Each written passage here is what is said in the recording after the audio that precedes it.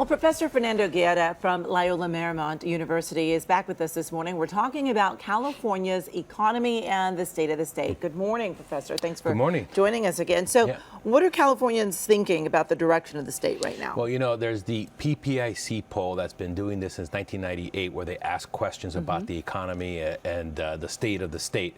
And they do this every 2 months.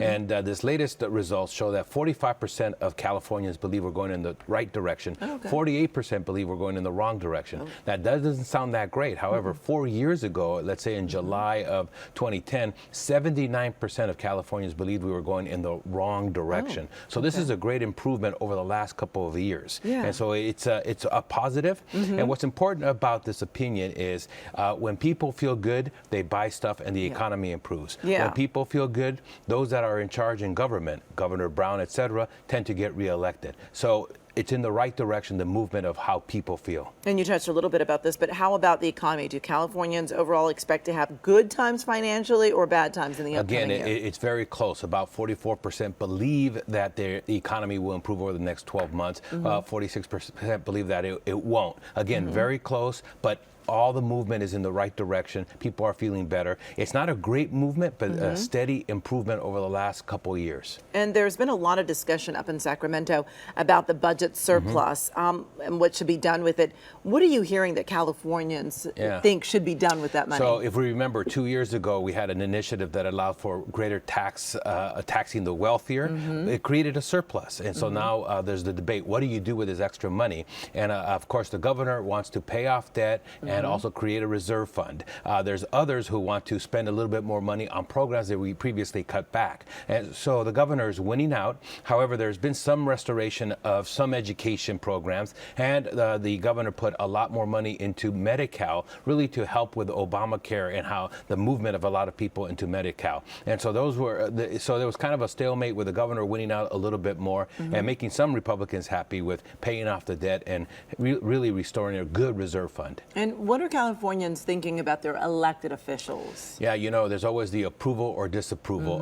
Governor Brown comes out great. 50% of Californians approve of the job he's doing, but only 30% disapprove. That's a 20-point difference. So 51% of people approve of the president. You say, oh, that's a little bit better than Brown, but no, 45% disapprove of his job. So it's only a 6% difference. And of course, there's always Congress, and people greatly disapprove of Congress. It's a very high number of disapproval. Almost 69% of people in California disapprove of Congress. However, a plurality approve of their own congressman, which is always that interesting dynamic. I love my congressman, but I hate Congress. And you see that throughout California. We've got a big sheriff's race coming up, and candidate Tanaka has revealed that he is a subject of an investigation going on. How is this investigation going to impact the race? Well, you know, he's always had a few little problems in this area, but he had to go before the jury, and he was asked whether or not he was a subject of the investigation, and he had to admit that he was. So obviously, many of the other candidates have suggested that he step out of the race.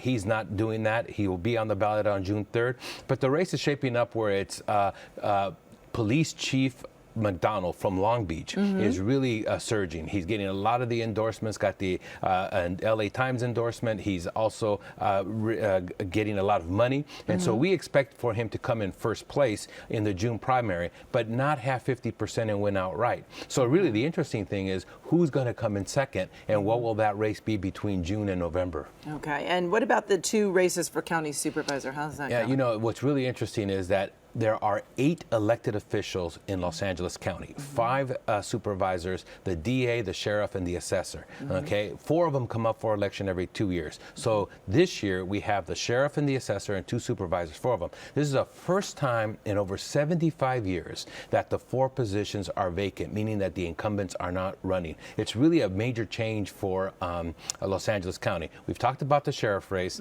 In the first supervisorial district, Gloria Molina is termed out and Hilda Solis, former Labor Secretary, former U.S. Member of Congress, former state legislator, is running, and she's expected to win outright in June. In the other race, third supervisorial district, Sev Yaroslavsky's termed out, and there we have Sheila Kuehl, former state legislator, and Bobby Shriver, part of the Kennedy clan, Maria Shriver's brother, former mayor of Santa Monica, running, and then also John Duran, mayor of West Hollywood. And it's a tight race.